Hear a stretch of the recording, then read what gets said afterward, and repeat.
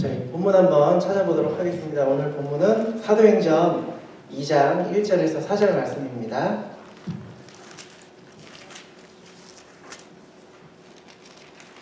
사도행전 2장 1절에서 4절 말씀, 제가 가진 성경으로 신약 189쪽에 있습니다. 사도행전 2장 1절에서 4절. 네, 우리 한 절씩 교독하시도록 하겠습니다. 오순절 날이 이미 이름에 그들이 다 같이 한 곳에 모였더니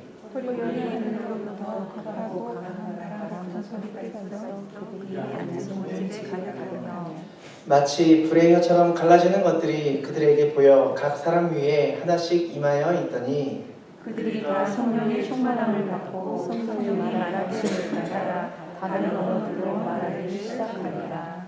아멘. 오늘은 좋은 교회 건강한 성도라는 제목으로 함께 말씀을 나눠보고자 합니다.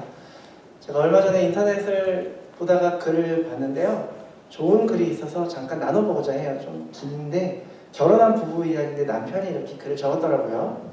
여기 다 이제 결혼하신 분들 계신데 수연이도 나중에 연애할 때도 도움이 될 거라고 생각하니까 잘 들어보고 여봉이도 들을 수 있으면. 저는 결혼 8년 차에 접어드는 남자인데요, 한 3년 전쯤에 이혼의 위기를 심각하게 겪었습니다. 그 심적 고통이야 경험하지 않으면 말로 못하죠. 저의 경우는 딱히 큰 원인은 없었고 주로 와이프 입에서 이혼하자는 얘기가 심심찮게 나오더군요. 그리고 저도 회사 생활과 여러 집안일로 지쳐있던 때라 맞받아 쳤습니다.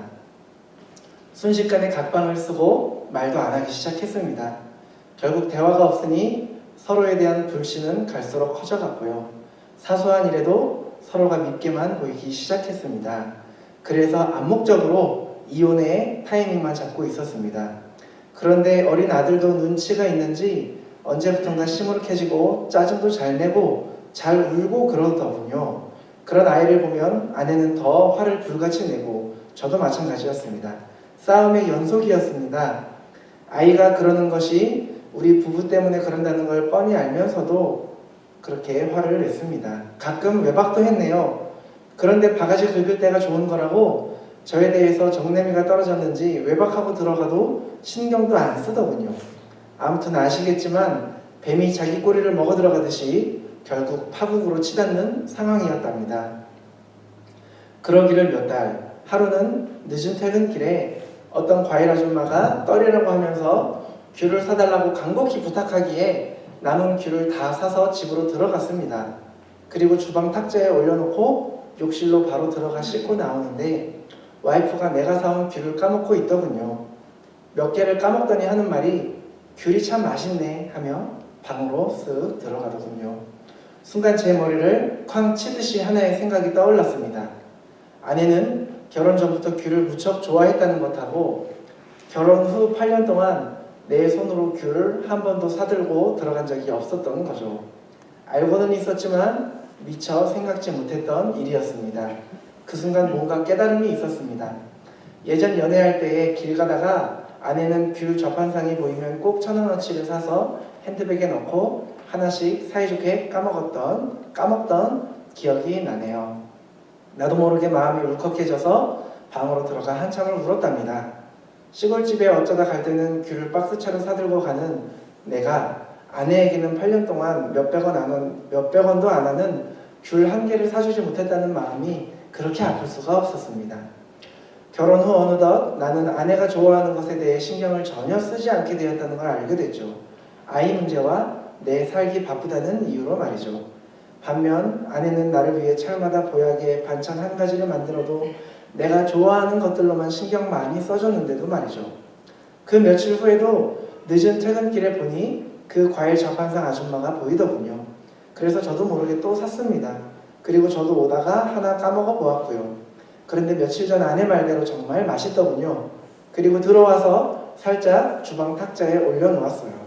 마찬가지로 씻고 나오는데 아내는 이미 몇 개 까먹었나 봅니다. 내가 묻지 않으면 말도 꺼내지 않던 아내가 이 귤 어디서 샀냐며 나에게 물어봤고 저는 전철 입구 근처 좌판에서 샀다고 말을 했습니다. 귤이 참 맛있다며 몇 달 만에 아내가 미소를 지었습니다. 아직 잠들지 않은 아이에게도 몇 알 입에 넣어주고요. 그리고 직접 까서 아이를 시켜서 저에게도 건네주는 아내를 보면서 식탁 위에 무심히 귤을 던져놓은 제 모습과 또 한 번 비교하게 되었고 부끄러움을 느꼈습니다. 뭔가 잃어버린 걸 찾은 듯 집안에 온기가 생겨남을 느낄 수가 있었습니다. 그리고 그 다음날 아침 아내가 주방에 나와 아침을 준비하고 있더군요. 보통 아침 일찍 출근하느라 사이가 안 좋아진 이후로는 아침을 해준 적이 없었는데 그리고 그냥 가려고 하는데 아내가 저를 붙잡더군요. 한술만 뜨고 가라고요. 마지못해 첫 술을 뜨는데 목이 메어 밥이 도저히 안 넘어갔습니다. 그리고 주체할 수 없이 눈물이 나오기 시작했습니다. 아내도 같이 울었고요. 그리고 그동안 미안했다는 한마디를 하고 집을 나왔습니다. 부끄러웠다고 할까요? 아내는 그렇게 작은 한 가지의 일로 상처를 받기도 하지만 그보다 더 작은 일에도 감동을 받아 내게로 기대올 수 있다는 걸 몰랐던 나는 정말 바보 중에 상바보가 아니었나 싶은 게 그간 아내에게 냉정하게 굴었던 내 자신이 후회스러워 마음이 무거웠습니다. 이후 우리 부부의 위기는 시간은 좀 걸렸지만 잘 해결되었습니다. 그 뒤로도 가끔은 싸우지만 걱정하지 않습니다. 귤이든 무엇이든 우리 사이에 메신저 역할을 할 수 있는 것이 주위를 둘러보면 아주 많다는 것을 알게 되었으니까 말입니다.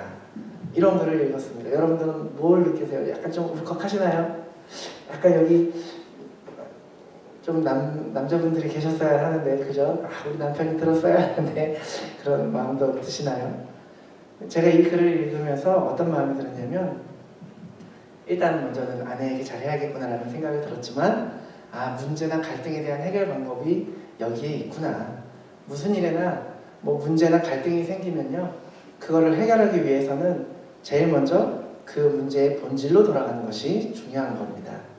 결혼 생활에 갈등이 생기면 처음 연애하고 사랑을 나누었던 그 마음 그때로 돌아가야 되고 신앙에 갈등이 생기면 처음 은혜 받았던 처음 하나님을 만났던 그 순수하고 진실했던 그때로 돌아가시면 됩니다. 혹시 지금 여러분들의 마음이 이전과는 달라졌다고 생각하시는 분이 계십니까? 왜 달라지셨습니까? 왜 변질되셨습니까? 다른 외부적인 문제들로 인한 것이 아니고요. 첫사랑, 첫 믿음, 순수하고 신실했던 그 처음의 그때를 잊었기 때문이라고 생각을 합니다. 오늘 이 예배를 통해서 말씀을 통해서 여러분들의 잃어버렸던 그 첫사랑과 첫 믿음이 회복되어지는 귀한 시간이 되시기를 축복합니다. 오늘 본문을 보시면요 오순절에 예수님의 제자들이 한 곳에 모였습니다. 원래 예수님의 제자들이 12명이었죠. 근데 그 중에 가룟 유다가 예수님을 팔아넘기고 나서 자책감에 스스로 목숨을 끊습니다. 그래서 11명의 제자가 남았었는데요. 사실 11명이나 12명이나 그렇게 큰 차이는 없어요. 한 사람 차이니까. 11사람이라도 충분히 하나님께서 사용하고자 하시면은 부활의 증인으로서 예수님께서 사용하실 수 있겠죠. 그런데 하나님께서는 한 사람을 꼭 더 채우셔서 12사람을 만드셨어요. 우리가 오늘 본문 위에 1장 26절을 보면요. 죄송합니다. 제비를 뽑아 마띠아를 얻으니 그가 11사도의 수에 들어가니라 라고 기록이 되어 있습니다. 11명의 제자에다가 한 사람을 더해서 12사람으로 채워요. 그리고 나서 2장으로 넘어가서 오순절에 성령 강림 사건이 일어나게 되는 겁니다. 왜 하나님께서는 꼭 12명을 채우신 다음에 성령님이 임하게 하셨을까? 우리가 보통 이스라엘 백성들을 얘기할 때 12지파라고 얘기를 하잖아요. 12지파가 모여서 이스라엘을 이루었죠. 그래서 12이라는 말 속에는 이스라엘을 대표하는 그 의미가 들어있습니다. 그런데 그 이스라엘이 하나님의 백성인데도 불구하고 하나님의 뜻을 이루지 못해요. 하나님이 그 이스라엘 백성을 통해서 이루고자 하셨던 그 뜻을 이 백성들은 이루지 못합니다. 실패하죠. 이 구약의 결론은 실패예요. 근데 이 백성에게, 그 이스라엘 백성에게 주신 하나님의 뜻이 무엇이냐면 그 이스라엘의 조상인 이 아브라함에게 주신 그 말씀에 나타나 있어요. 창세기 12장 3절을 보니까요. 제가 읽어드릴게요. 후반부를 보면 땅의 모든 족속이 너로 말미암아 복을 얻을 것이라 하신지라 라고 되어 있어요. 이것이 아브라함과 이스라엘을 통해서 이루고자 하셨던 하나님의 뜻이었어요. 땅에 있는 모든 족속이 아브라함과 이스라엘을 통해서 복을 얻게 되는 것, 즉 복의 근원이 되게 하시겠다는 거죠.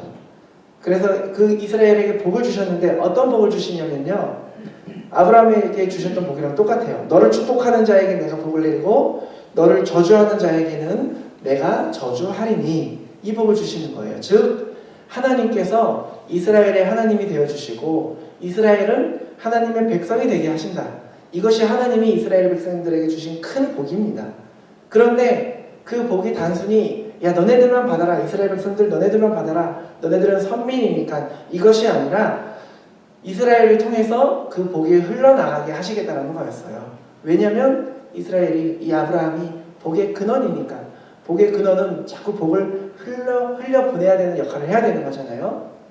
그런데 이 이스라엘이 하나님의 백성이 되는 것이 목적이 아니라 그것이 바로 하나님의 백성이 되면서 복을, 하나님의 계획을 이루시려는 그 출발이 돼야 되는데, 거기서부터 복이 흘러나가고 모든 민족들이 하나님을 알게 되고 하나님의 백성이 되게 하려는 그 시작이 돼야 되는데, 이스라엘 백성들은 그 뜻을 저버렸죠. 그래서 이스라엘은 많은 민족들에게 하나님을 소개하고 너희들도 우리같이 우리의 유일하신 하나님, 하나님의 백성이 되어서 살아라, 이렇게 얘기하며 다닌 것이 아니라 오히려 이방인이라고 배척을 시키고 하나님의 백성이 되는 것을 막았어요. 그래서 이방인들이 성전에 들어오는 것도 막았고 자기들만 선민이라고 해서 하나님의 복을 받고 만족하며 살았던 거죠. 이것을 구약에서는 실패라고 얘기를 해요. 그런데 그 이스라엘을 향한 하나님의 뜻은 비록 이스라엘이 실패했어도 계속 신약까지 흘러갑니다. 그래서 구약은 비록 실패로 끝났지만 하나님께서 예수 그리스도를 이 땅에 보내심으로 신약을 다시 새로운 하나님의 계획을 시작하시는 거예요. 이 땅에 예수 그리스도를 보내시고 12사도를 제자로 부르셨어요. 신약이 무엇으로 시작이 되냐면요, 바로 이 12사도로 시작이 됩니다. 그래서 몇몇 학자들은 예수님이 사시던 시대까지를, 예수님이 승천하시던 그 시대까지를 구약으로 보기도 해요. 그리고 나서 사도행전 이때를 신약으로 보는 그런 견해들도 있기는 하지만 합니다. 그냥 참고만 하시면 좋겠습니다. 왜냐하면 이 12사도로 인해서 새로운 이스라엘이 세워지기 시작을 하기 때문입니다. 그게 바로 이 땅의 교회입니다. 교회가 바로 신약의 시대를 열어가는 거예요.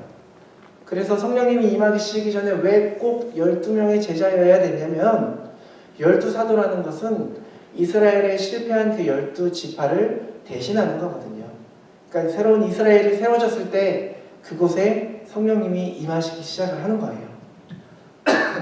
그 말을 우리에게 적용해 본다면요, 교회가 이루어졌을 때 성령님이 그 교회에 임하신다는 겁니다. 성령님은 교회에 임하세요. 여러분 믿으십니까? 성령님을 우리가 부인하면은 그것은 더 이상 교회로서의 역할을 하지 못해요. 조금 더 극단적으로 얘기를 하면 성령님이 임하시지 않은 곳은 교회가 아닙니다. 여러분, 우리는 오늘 교회로 모였어요. 그런데 성령님이 임하지 않으면 그것은 교회로서의 역할을 하지 못하게 됩니다.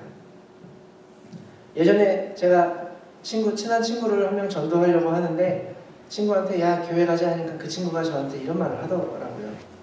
야 교회라는 게 그냥 사람들끼리 모여서 놀고 싶은데 그냥 모여서 하기는 그러니까 뭐 하나님이라는 분이 있다고 하고 그냥 십자가 놓고 그러고 그냥 모이는 거 아니냐? 뭐 이렇게 물어보더라고요. 얘기를 하더라고요. 그러면서 자기는 교회 안 가겠다고 얘기를 하는데 그때는 제가 무슨 말을 해야 될지 참 난감했는데 네, 성령이 없는 교회는 그런 교회가 아닐까 생각을 해봅니다.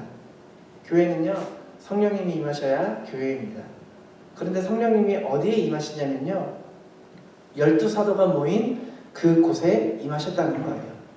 12사도가 어떤 사람이었냐면요 모두가 예수를 주로 고백하는 사람들이었어요. 그 사람들이 모인 곳에 성령님이 임하셨습니다. 여러분 예수님을 여러분들의 주인으로 주님으로 고백하십니까? 예수님을 여러분들의 구원자로 믿으십니까? 그러면 성령님이 우리에게 임하시는 줄을 여러분 믿으시기 바랍니다.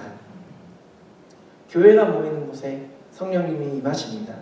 따라서 우리는 성령님이 임하시는 교회라는 것을 항상 기억해야 합니다. 우리가 단지 이곳이 교회가 되는 것이 아니라 여러분들이 살아가시는 그 일터, 여러분들이 만나는 그 사람들 앞에서 그 사람들이 보는 여러분들의 모습이 바로 교회가 되는 교회임을 여러분 기억하시기를 바랍니다. 언제나 어디서나 어떠한 상황에서도 예수님을 여러분들의 주인으로 고백하시고 예수님을 여러분들의 구원자로 믿으시며 그 고백을 여러분들이 만나는 모든 사람들에게 하시며 살아가시는 그런 복의 근원의 삶을 살아가시기를 축복합니다. 좋은 교회, 건강한 성도는요, 그 중심이 하나님의 인도하심을 사모하며 기다리며 순종해야 할 줄로 믿습니다. 우리는 항상 우리가 교회임을 기억하시고 성령님의 인도하심에 민감해야 하고 언제나 성령님의 음성을 들을 수 있어야 합니다. 우리가 말씀을 통해서 또 기도를 통해서도 하나님 성령님의 음성을 들어야겠지만 여러분들이 만나는 모든 사람들과 대화하는 와중에도 혹은 부부싸움 중에서도 약간 저 사람이 아내가 나에게 기분 나쁜 말을 남편이 나에게 기분 나쁜 말을 한다고 할지라도 그것이 성경적이라면 하나님께서 이 사람을 통해서 나에게 말씀을 하시는구나, 다른 사람을 통해서 나에게 하나님께서 말씀을 하시는구나, 이것을 깨달으시고 내 자존심을 낮추시고 하나님의 음성, 성령님의 음성을 항상 들으며 살아가야 할 줄로 믿습니다. 하나님께서는 왜 이곳에 우리를 보내셨고 이 캘거리 낯선 땅에 참 벌써 겨울이에요. 9월 중순인데도 밤만 되면 겨울 너무 추워요. 감기 막 콧물도 나고 깜짝 놀랐는데 이런 먼 타지의 낯선 땅에 추운 이거 황막하진 않지만 이런 곳에 여러분들을 보내시고 또 이곳에 이 땅에 왜 우리 교회를 세우셨을까요? 하나님께서 저와 여러분들을 우리 교회를 복의 근원으로 세우시고 우리를 통해서 여러분들을 통해서 또 우리 교회를 통해서 그 복이 흘러나가서 하나님을 알지 못하는 사람들이 하나님을 알게 되고 하나님의 백성이 되게 하기 위해서 여러분들을 보내시고 우리 교회를 세우신 줄로 믿습니다. 우리가 항상 기도할 때에 성령님을 간구하시기를 바라고 우리가 항상 우리 교회에 나의 삶 가운데에 내 속에 성령님이 임하시기를 항상 기도하며 간구하시며 나아가시기를 바랍니다. 그런데 참 어떻게 해야 성령님이 우리에게 임하실까? 우리가 기도한다고 성령님 나에게 임하세요 한다고 오실까요? 제가 초등학교 때 참 어려웠던 게 이제 한창 그때는 90년대 초반이니까 엄청 성령님에 대한 사역에 대해서 뜨거울 때예요. 기도원만 가면은 성도는 꼭 방언을 꼭 받아야 되는 것처럼 얘기를 하시고 하면서 기도하면은 성령 받는다, 기도해야 된다 하면서 너 성령 받으려면 다른 기도 하지 말고 뭐 잘못했어요 계속 하래요. 그러다 보면 혀가 꼬여가지고 방언이 막 터진다라는 거예요. 잘못했어요 해도 안 돼? 그럼 할렐루야 해. 30분 동안 할렐루야를 하는데 성령님이 오세요? 안 오시더라고요. 근데 제가 어떻게 성령님을 처음 접했냐면 자다가 기도원에서 막 할렐루야 하다가 너무 피곤해서 잠들었는데 갑자기 확 뜨거워지는 불덩어리가 떨어지는 그런 환상이 보이면서 내 심장에 불이 확 떨어지면서 그때부터 방언이 막 터지기 시작을 하는 거예요. 그러면서 막 환상이 보이고 하는데 막 12명의 사람들이 누군지는 잘 모르겠어요. 그냥 천사인가라는 마음이 들었는데 그 12명의 사람들이 저를 가운데다 놓고 제가 무릎을 꿇고 있는데 저를 삥 둘러서가지고 저를 위해서 기도해주고 있는 그런 환상을 막 보면서 계속 기도가 흘러나오는데 아무리 기도를 오래 해도요 지치지도 않고 계속 막 뜨겁게 눈물을 흘리면서 내가 정말 죄인이구나, 하나님 잘못했어요 이런 말 안 해도 그냥 기도하면서 내가 죄인이구나 다 깨달아지고 그러더라고요. 그렇게 오시더라고요. 2년 동안 할렐루야를 외치면서 기도원을 다녔는데도 안 오시던 성령님께서 졸다가 받았어요. 졸다가 힘들어서 지쳐서 졸다가. 근데 오늘 본문을 보니까요 딱 그게 맞는 것 같아요. 맞더라고요. 2장 2절을 보면요 죄송합니다. 호련히 하늘로부터 급하고 강한 바람 같은 소리가 있어 그들이 앉은 온 집에 가득하며 하면서 쭉 성령님이 임하시는 거예요. 3절 마치 불의 혀처럼 갈라지는 것들이 그들에게 보여 각 사람 위에 하나씩 임하여 있더니 4절 그들이 다 성령의 충만함을 받고라고 되어 있어요. 호련이라는 말은 갑자기 임했다는 거예요. 이 사람들이 우리가 성령 받아야 돼 하면서 모였어요? 아니에요. 오순절 날이에요. 오순절 날은 이제 이 사람들이 지키는 3대 절기 중에 하나잖아요. 그냥 뭐 이 제자들이 우리가 오늘 모여서 성령 받자, 방언받고 해야 돼. 아마 이 사람들은 방언도 몰랐을 거예요. 성령님이 물론 예수님이 가시면서 성령님이 성령을 보내주실 거다라고 하셨지만 그것이 언제인지도 몰랐을 겁니다. 그런데 그냥 모였어요. 오순절이니까, 절기니까 모인 거예요. 절기니까 모여서 그냥 같이 기도하고 한 곳에 모여서 기도하고 있는데 예수님을 주로 고백하는 사람들이 한 곳에 모여서 기도를 하고 있는데 호련히 갑자기 성령님이 임하신 거예요. 그 모든 제자들에게 임하시기 시작을 한 겁니다. 여러분, 성령님은요, 우리가 아무리 달라고 막 떼굴떼굴 굴러다니고 막 가슴을 치며 할렐루야 외치고 잘못했어요 해도 성령님은 안 오세요.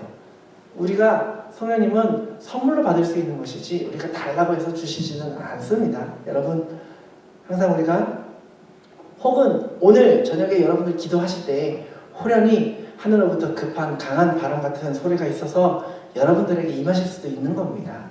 여러분, 항상 그런 마음으로 우리가 기도하며 나아가시기를 바라고요.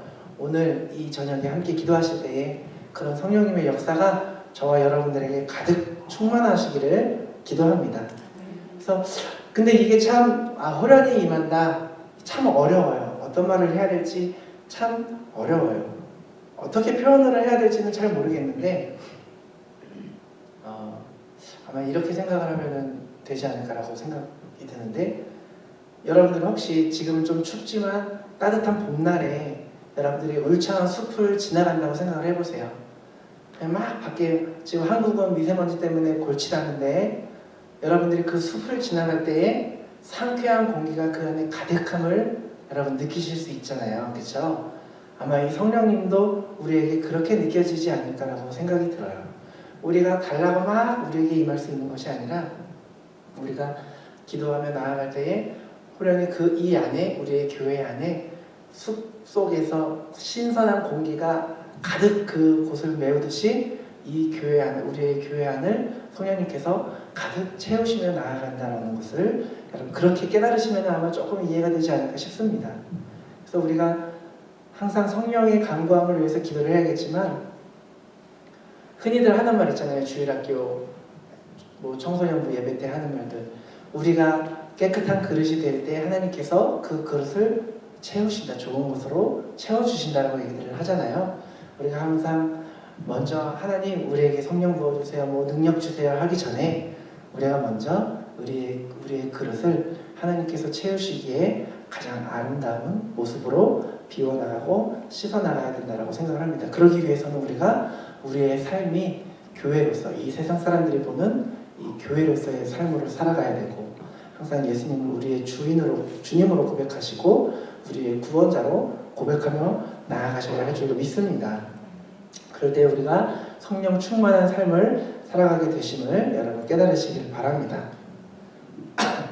성령님은 우리 교회에 임하십니다. 그리고 우리에게 그 복을 흘려 보내라고 말씀하십니다. 우리가 그런 교회가 되고 그런 우리의 성도의 삶이 되어서 주님이 말씀하신 대로 성령님이 우리에게 임하시면 우리가 권능을 받아서 땅 끝까지 이르러 우리가 예수 그리스도의 증인이 되는 부활의 증인과 또 교회와 개인의 삶을 살아가시기를 주님의 이름으로 축복합니다. 이렇게 기도하시겠습니다.